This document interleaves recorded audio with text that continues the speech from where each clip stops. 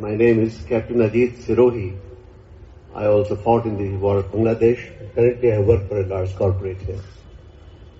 मैं गुरुजी के मिरेकल्स के बारे में ज्यादा बात नहीं करता हूं. उनकी ब्लेसिंग्स और मिरेकल्स तो पूरी दुनिया में हो रहे हैं.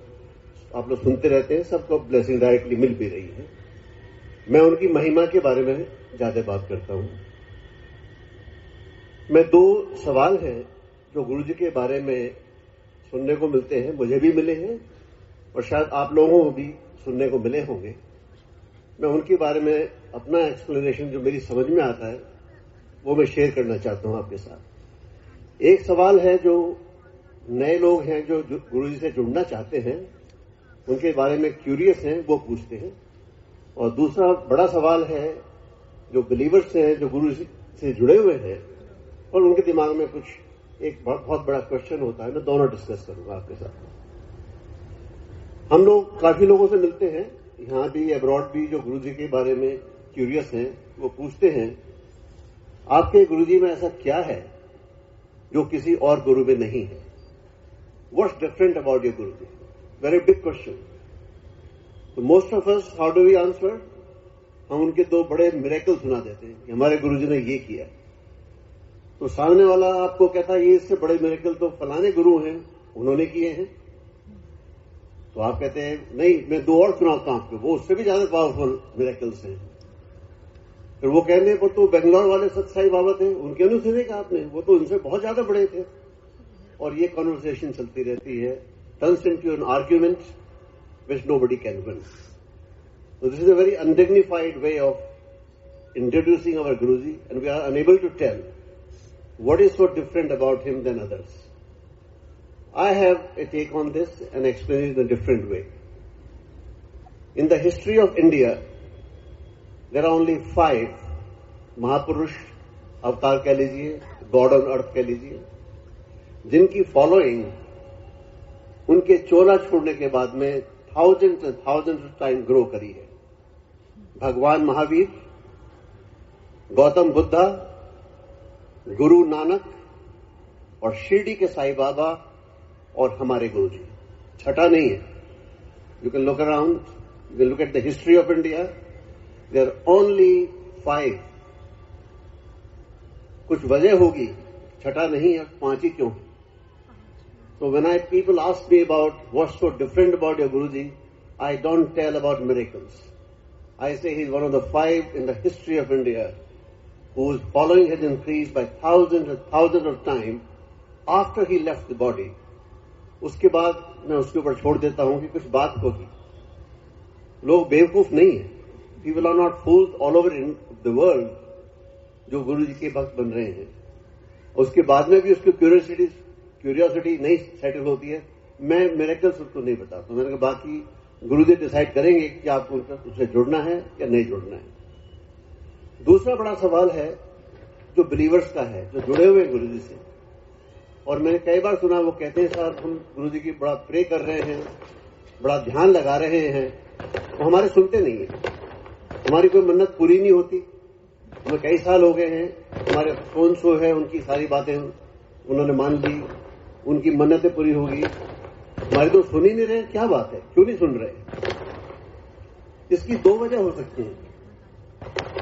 एक तो ये कि शायद गुरुजी के कान खराब है, उनको सुनाई नहीं पड़ता. तो उन्हें ENT स्पेशलिस्ट के पास ले जाओ, चेक कराओ गुरुजी के कान भी, आप सुन क्यों नहीं रहे हो? जो आदमी बोल रहा है, ये बोल रही है लेडी, आपको सुनाई क्यों नहीं पड़ रहा? या दूसरा ये भी हो सकता है जो आप कह रहे हो वो इतनी बकवास है, वो किसी के सुनने के काबिल ही नहीं है. आप क्या कह रहे हो? मेरी लड़की की शादी हो जाए, मेरा प्रमोशन हो जाए, मेरा मकान बन जाए, मेरी पोस्टिंग हो जाए.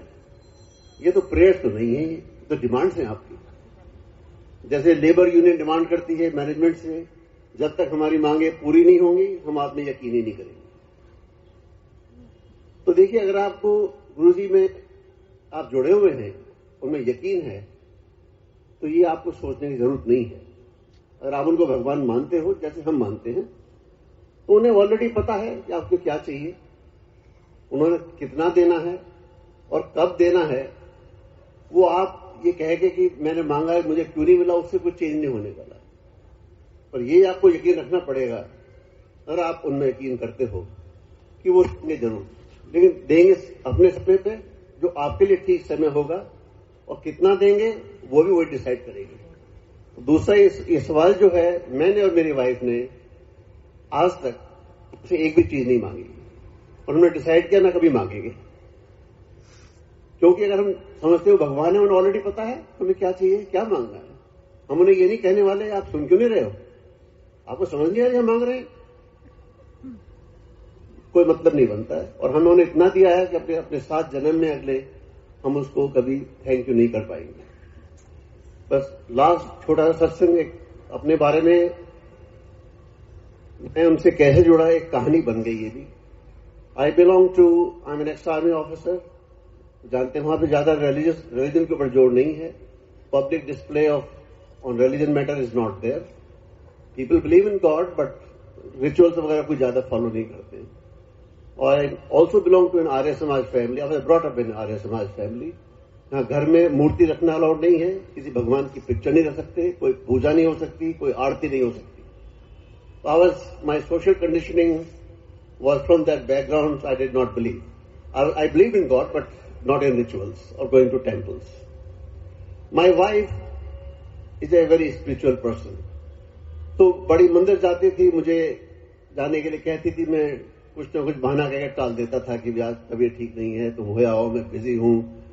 तो बड़ी डिसअपॉइंटेड थी, बाद में फोर्स करने लगी, नहीं तुम्हें जाना पड़ेगा मेरे साथ। And literally she had to drag me by the hair, me screaming and kicking, somehow will go with her to the temple.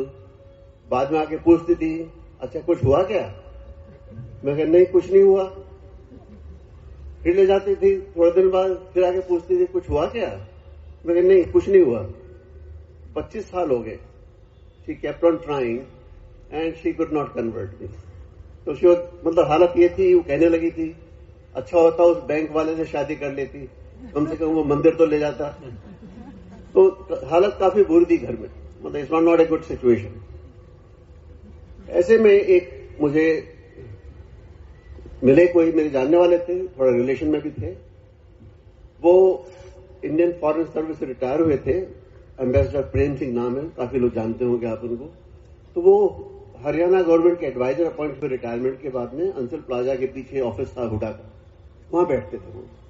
तो एक दिन उन्होंने मुझे बुलाया कि आप मुझे मिलने आ जाओ। मैं गया तो ऑफिस में घुसे, उनके हाथ में थोड़ा ब्रीफ केस था, उन्होंने सोफा पे रखा। बोले 1 मिनट ठहरो। अपनी वर्किंग टेबल पे गए, एक photo facing his chair, I could not see the photo. वहां पे एक थाली रखी थी, उसमें उन्होंने अगरबत्ती जलाई, यूं किया, मत्था टेका और बोले चलो। मैंने कहा बड़ा अजीब आदमी है, सठिया गया रिटायरमेंट के बाद, क्योंकि वो थाली जो थी मुझे वर्किंग टेबल के ऊपर रखी हुई और फोटो भी वही रखा हुआ था। मैंने देखा है लोग घर ऑफिस में लोग रखते हैं मूर्तियां, पर वो पीछे पैरापेट के ऊपर या साइड में कहीं रखते हैं, not on the working table itself. उन्होंने वही रखी हुई थी। मैंने कहा लोग चारों तरफ बैठते होंगे और बीच में थाली रखी हुई है, अगरबत्ती जल रही है, ये क्या भी है? तो थोड़े दिन बाद फिर आए, फिर वही रूटीन रखा। बोला 1 मिनट ठहरो। उन्होंने अगरबत्ती जलाई, मत्था टेका। मैंने कहा यार ये तो वाकई सठिया गए, क्या कर रहे हैं? थोड़े देर बाद दिन बोले भी आज मुझे तुम्हारे साथ डिनर खाने जाना है, मुझे मेरी तबीयत कर रही है, बड़ा अच्छा रेस्टोरेंट खुला है, मेरे साथ चलो। तो मैंने कहा नहीं 8 बज रहे, अब आप कल चलेंगे, आप लोग काफी लेट हो गया। बोलो नहीं तो मेरे साथ जाना पड़ेगा, 7 बजे की बात है करीब। तो बुजुर्ग आदमी थे, मैं थोड़ी रेस्पेक्ट करता था। मैंने चलो let's go wherever you want to take me. तो उनकी कार में ड्राइव करते करते वो कुतुब मीनार का जो मेट्रो वहां था आ गए। मैंने यहाँ कहाँ जा रहे हो? सारे रेस्टोरेंट तो साके थे उस साइड में है पीछे। कहते नहीं बहुत अच्छी रेस्टोरेंट खुला है।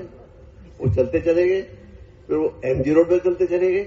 मैंने कहा कहाँ जा रहे हो आप? यहाँ कोई रेस्टोरेंट नहीं है। बोले तुझे पता नहीं है, तू नया है, यह खुला है नया रेस्टोरेंट। वो फिर एम्पायर स्टेट बिल्डिंग में घुस गए। मैंने कहाँ जा रहे हो? कह रहे तुझे पता नहीं, मैं तो लेके जाता हूँ। फिर वो गए और गुरुजी के जहां थे वहां अंदर ले गए। तो मैंने देखा तो वहां तो गुरुजी बैठे और शब्द चल रहे। तो मैंने कहा भाई साहब गलत जगह आ गए हम लोग। बोले नहीं सही जगह आ गए, अंदर आ जा, चुपचाप बैठ जा, लंगर आएगा वही डिनर लेकर आ जा। तो ये मेरी गुरुजी से पहली मुलाकात थी। मैं वहां बैठा करीब 2 घंटे बैठा हूंगा। वो तो ऑरा था उनका, which only those who have set can verify this.